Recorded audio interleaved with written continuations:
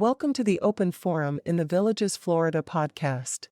In this show, we talk to leaders in the community, leaders of clubs, and interesting folks who live here in the Villages, to give perspectives of what is happening here in the Villages, Florida.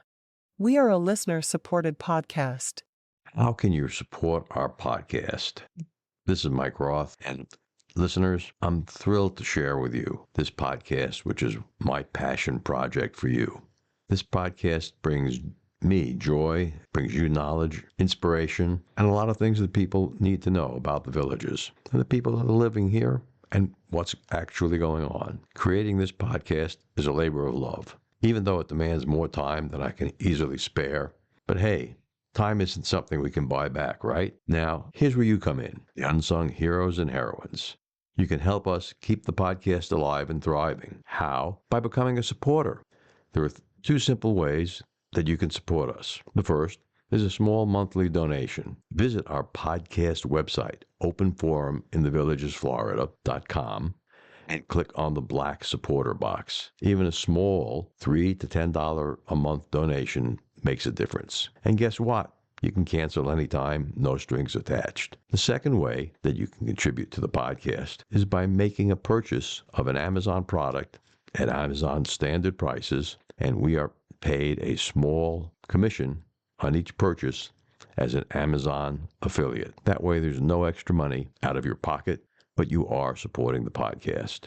Check every week because we're going to be adding new Amazon products that you can buy and support the podcast with. Thank you. And your support means the world to us. Stay curious, stay inspired, and keep those headphones on. This is Mike Roth on Open Forum in the Villages, Florida. Today, we're going to be talking about chronic lymphocytic leukemia with Albie Suozzi. And the disease has a common name, which we'll use in today's recording. Albie, why don't you tell our listeners a little bit about CLL as it affected you? What were the first symptoms that you noticed? I didn't have any symptoms of CLL when I was first diagnosed. I was diagnosed in 2008. Come to find out from the doctor that I currently have, when he looked at my medical records, I actually had it in 2006. I had absolutely no symptoms, or I was asymptomatic. The only reason I found out was because it was an incidental finding that happened because I had to have a physical and a blood workup, which is typical for work. So What happened was it was just an incidental finding. They found it. It was at a very low level. And when they first found it in 2007, actually, I ignored the PA's request to go to a hematologist. And so then the next year, it hadn't progressed any. And she said, you really need to go. So I went, and that's when I found out I had CLL. It was just completely incidental. How old were you? I was 49 at the time, which was very young for a diagnosis. Normally, diagnosis of CLL will come along when people are like maybe middle to late 60s, early 70s. That's about the time that the most common time for CLL to show up. And not to say there are younger people. There are people in their 30s. It's rare, but there are people in their 30s that do get a diagnosis of CLL. Have they done enough research to know whether CLL is a genetic disease that runs in people's families, or is it a disease caused by environmental factors? It can be both. Some CLL can run in families. It's possible. And some CLL, there is no reason. There are no risk factors. Like for myself, there wasn't anything. It didn't run in my family. So there were no risk factors. I wasn't around anything like any kind of fertilizers or pesticides, anything like that. But for veterans, they have found that Agent Orange can cause CLL. And therefore, those that were exposed to Agent Orange can get CLL and go through the vet to get help with that. But it varies. But you weren't a vet? Nope, not a vet either. No. When did you first begin treatments? I began treatments in, June of 2023. So just last year. It's only been a year. I was on watch and wait for almost, if you figure 2006, when it was noted I originally had CLL, it's been almost 18 years today, as of today. So 17 years into watch and wait, and I began treatment in June of 2023 with a drug called, its brand name is Calquence or acalabrutinib, which is a tablet, and I take it twice a day. And what it does is the cancer, it fights back the CLL. And it keeps me into what I am now currently in a clinical remission. But I do have to take this every day. And I have to take it every day until it stops working. So Okay. And have you experienced any side effects from the drug? I did when I first started. The first 6 weeks, I had very intense headaches. They were almost like migraine. So if you have any migraine sufferers, they'll understand what it was like. Coffee helped with that. The caffeine did help with that.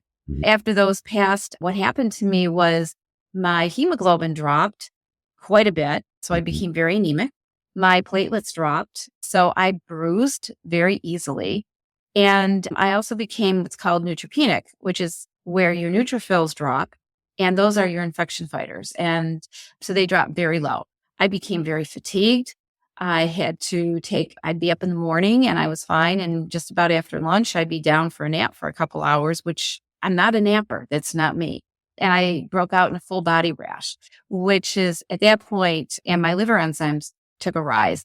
So at that point, my doctor decided it was time to take me off the med, at least for a couple of weeks, and then start me up again. And I was on a lower dose, half the dose, for about a month and a half.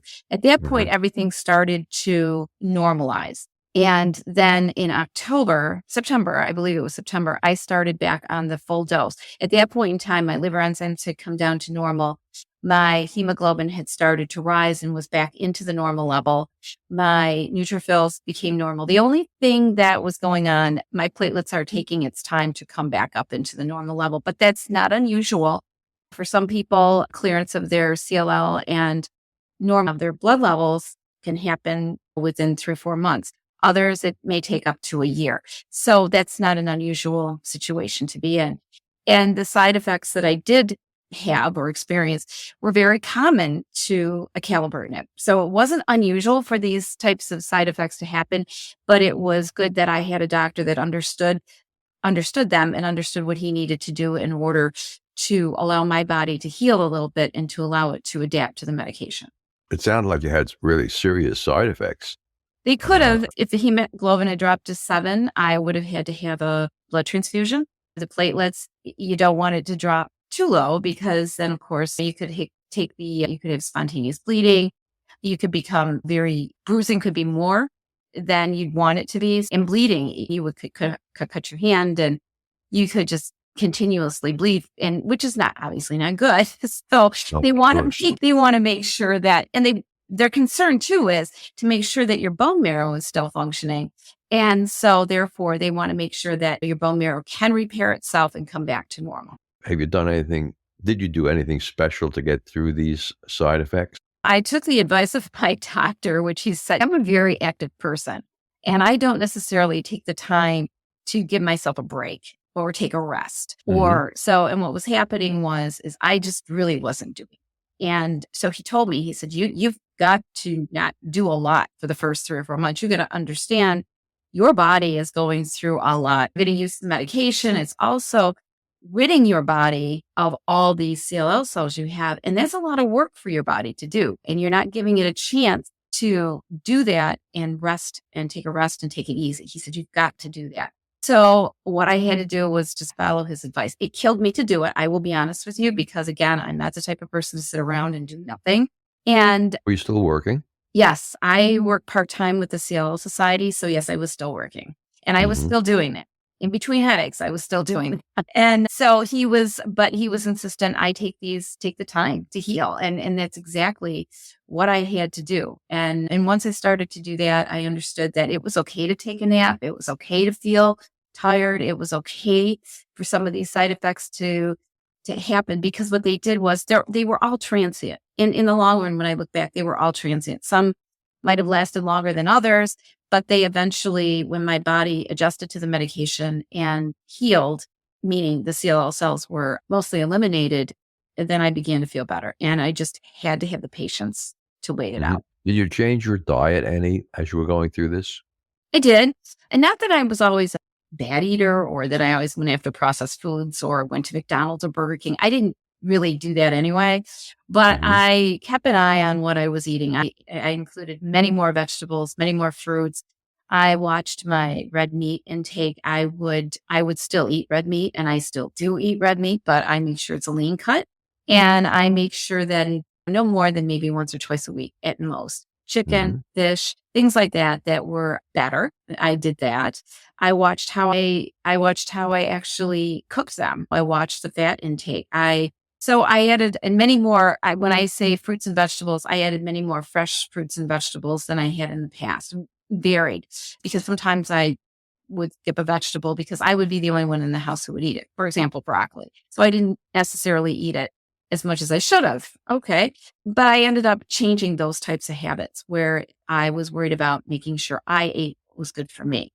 And so once CLL happened, that's when I started to adjust my diet to make sure that I was meeting all its nutrient needs at that point in time. Do you think adjusting your diet has improved your health physically and mentally? Yes, I do. I really do. And that would be for anybody, even somebody who doesn't have CLL, adjusting their diet to include a multiple of fruits and vegetables, good meat, things like that, lean meats. I think it does. Your body feels better. You have much more energy. You are sharper in your thinking, and your body can use those nutrients that sometimes by not eating that way, we don't get. We skip those types of vitamins and minerals that we truly really need because we're not including those in our diet naturally. And supplementation isn't always the way to go. There are certain supplements that you do want to take to make sure you have enough of, for example, vitamin D. And that can be checked by your GP, your doctor, to make sure that what level they're at. So vitamin D is a very difficult vitamin to get through your diet. Usually that's because we can go out in the sun and we can get our vitamin D that way. But then you take the chance of skin cancer. Yes. Yeah. So that's a double-edged sword. I know. So including a supplement for that, but you want to make sure your doctor checks it to make sure you need it. And if you are low, they can give you the proper dose to take so that you can include that in your diet as well. So you make sure that you're meeting all your nutrient needs. When did you first discover the CLL Society? Oh, wow. Back when I was diagnosed in 2008, nothing really existed. There wasn't a CLL Society? No, CLL Society really didn't exist until almost 2013. And that's when Brian Kaufman and his wife, Patty, developed the website and realized, because Brian wasn't diagnosed, he was diagnosed in 2005, and he found the same thing I did. There was just nothing out there. You had to go to either the journal articles, or but to have a site that is reliable, up to date, had the most information that you could find, and specifically to CLL, was a very difficult thing to do. It just didn't exist. You really had to dig around and the information. So in 2013, the CLL Society was developed with Brian Kaufman and his wife, Patty, and they developed the nonprofit site and the website, and they really decided to go to work with it and interview CLL specialists, bring those interviews to the website, and to start to develop this website so that people with CLL had a reliable resource that was up to date, so they could go in and they could learn and educate themselves on CLL. How has the CLL Society helped you, particularly in your cancer journey? Oh, I'll tell you, when I first discovered them, it was a great resource to me. I'm one that likes to go and learn about anything. I'm to educate myself. So when I first was diagnosed with CLL, my point for me that helped me get through a lot of it was educating myself on what I had never heard of the disease. So I went out and started reading articles but finding the most up-to-date articles, and based on what I had and all the information, prognosis, things like that, it was just very difficult to find. Once I found CLL Society and I realized they had all this up-to-date information, it was wonderful. I could go through, I could read articles, I could listen to interviews. And then I started to educate myself even more so and got more information than I had ever found just searching the internet. And what was nice was that you go on the internet now and you will still find information that is extremely old and out of date. Whereas if you head to the CLL Society, which is specific to just CLL, you can find webinars by CLL specialists that give you the most up-to-date information. And it's a wonderful resource. Yeah, that is a problem with the web. Nothing ever dies on the web. No, it does. The information stays out there. I've even found my websites from 1996 Yeah. up there on the web. which have been long since obsoleted. So you currently work for the society. In what capacity? I do. I was hired as Dr. Kaufman's assistant, executive assistant. So I work alongside him. But with the CLL Society, we take on many different roles. It's not just specific to one item or one role that we were hired for. So I also work with all the other people there so I help out with advocacy. I also help out with program development. I help to develop one of the particular programs we do have, which is the peer support program, which is a one-to-one. It's called a peer support program. What that is, that's where patients who need to talk to somebody can call and request or email and request that they would like to have a one-to-one meeting with a volunteer at the CLL Society who has CLL or who has certain treatment. And so what we do is we find a volunteer that matches up to them, and then they can have a discussion. It can be an hour and a half long. It's up to them. Because sometimes people don't feel comfortable necessarily going to a support group, and they would rather do a one-to-one conversation. So that program is available to them. And I also am a facilitator. I co-facilitate a watch and wait group that is specific to the central of the country. And I also help to co-facilitate a Rochester, New York group that I started back in 2018.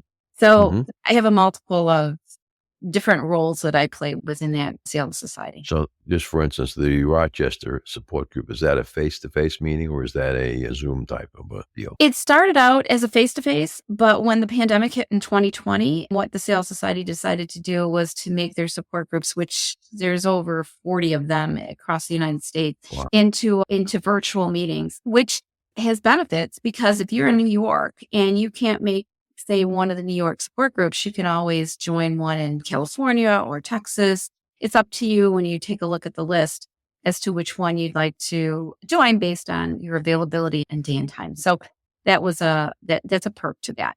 What's the average time that a CLL patient is in the watch and wait group? It varies. It does vary.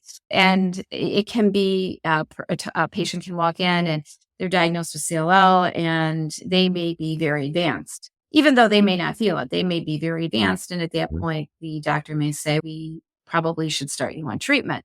Whereas myself, my CLL was very indolent. So it took 17 years to get me to a point of where I would need treatment.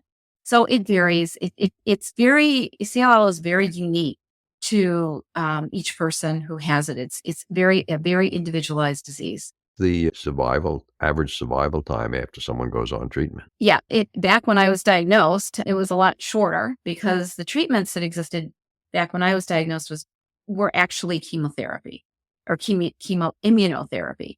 And that was really the only type of treatment that they had. And if you had certain genetic markers, it wouldn't work for you. It might give you a year's remission, maybe 2 years remission, and that would be it. So it really didn't work for you. In this day and age, they now have targeted therapies, which is what I am on. And with that, it can help to treat those that have those very difficult markers to treat. So research has been done. And what they found out was based on these targeted therapies and based on what they now know and how to treat CLL patients' life expectancy is practically near normal for somebody like who didn't have CLL. So it's a much better survival rate and survival outcome and outlook for CLL patients now than it used to be. How many CLL patients are there in the America? Approximately, let's put it this way, approximately 60,000, there are 60,000 all blood cancer patients in the United States. 20,000 of those are CLL. So it's about a quarter. Yeah, it's about a quarter. And there's approximately 4,400, I hate to say this, 4,400 a year that do pass away. But that can be not necessarily due to their CLL. It can be due to infections and that we are more prone to get because we are immunocompromised. Okay. Is there anything that you wish you had known before you were diagnosed with cancer that would have made it better? I wish I would have had a doctor who didn't call me on the phone at work and say, oh, by the way, you have CLL and your chances of dying aren't very high because you could go out and get hit by a bus and die that way. And it was like, you're really calling me at work. You couldn't just make an appointment for me to come in and we could talk, because she obviously made the phone call and she was only going to be on there for 5 minutes and left me hanging on the other end. That was very common for a lot of Wow. patients. That's they Seems cruel. Yes, it was, because it's like, I'd never heard of the disease. I don't know what it means. I don't know. You say chronic, but how chronic is chronic? Where do I fit into this pattern? So I had a lot of questions to ask her, which I couldn't get to her for another 6 weeks, which is when she wanted to see me again. Let's take a break Okay. here and listen to Dr. Craig Curtis. This is Mike Roth and Dr. Craig Curtis speaking about Alzheimer's disease.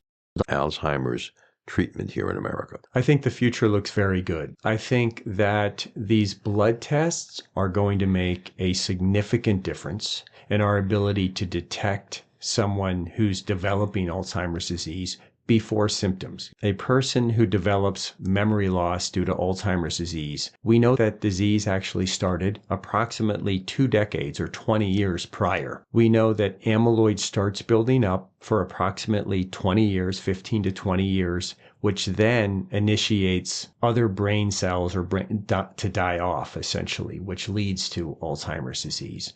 So we're trying to remove that amyloid prior to that so we can prevent Alzheimer's disease. And we're also attempting to, once somebody already has the cognitive changes or memory symptoms, we're trying to figure out if reducing that amyloid really slows the disease. We now have, of course, the world's first medicine on the market that is slowing Alzheimer's disease by removing amyloid from the brain. And we're looking at newer, more advanced forms of those medications that remove the amyloid much more quickly in a matter of months.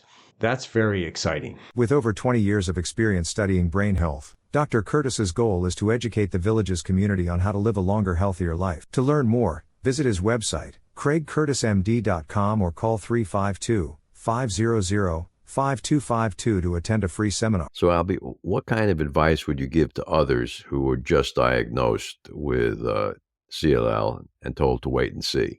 Just like you were. It was. And it's very difficult.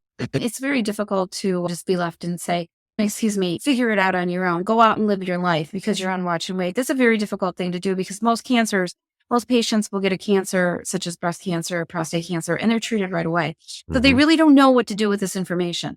So I would suggest that first of all, they start to educate themselves on the disease themselves. That's where I would take advantage of the CLL Society and go there and take a look at the webinars, the different programs, read the articles.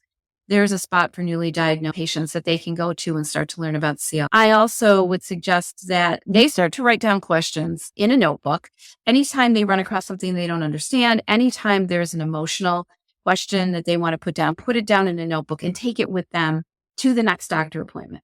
And take somebody with you, because that person is going to be able to take notes for you. And because we don't always, as patients, really fully focus on what the doctor's saying, because all of a sudden the doctor may say something and you get stuck on it and you don't hear the rest of things. Right over your head. So the person that's taking the notes, they can help with that. I would also, CLL, like I said before, has over 40 support groups. I would get involved with one of those support groups, because you feel like you're alone. And you're really not alone in this journey. And you can get hooked up with a support group that will help you, that will support you, that will answer your questions based on their experience, based on everybody's experience. Everybody will always tell. I'm sorry. Is there a book that new patients can read? LLS Society has different books that they can download if they so choose. Or like I said, the newly diagnosed section on the CLL Society's website is a good place to go, because there's plenty of information there and videos that they can sit down and work with.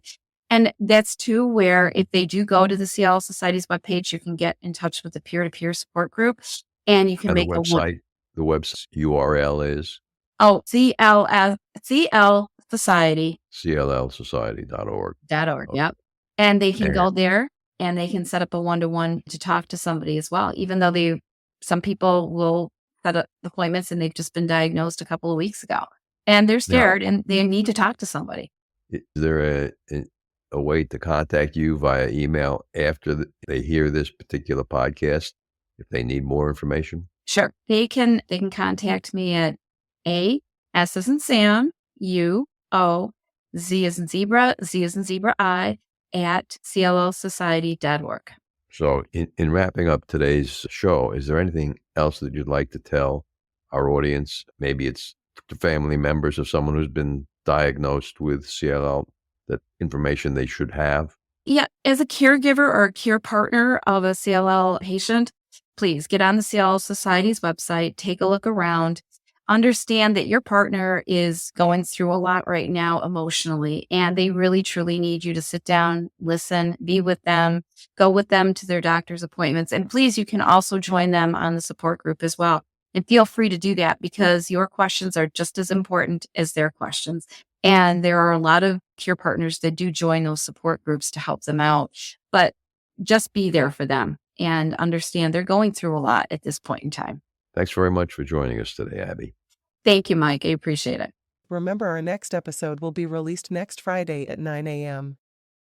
Should you want to become a major supporter of the show or have questions, please contact us at mike@rothvoice.com. This is a shout out for supporters, Tweet Coleman, Ed Williams, and major supporter Dr. Craig Curtis at K2 in the Villages. We will be hearing more from Dr. Curtis with short Alzheimer's tips each week. If you know someone who should be on the show, contact us at mike@rothvoice.com. We thank everyone for listening to the show. The content of the show is copyrighted by Roth Voice 2024, all rights reserved.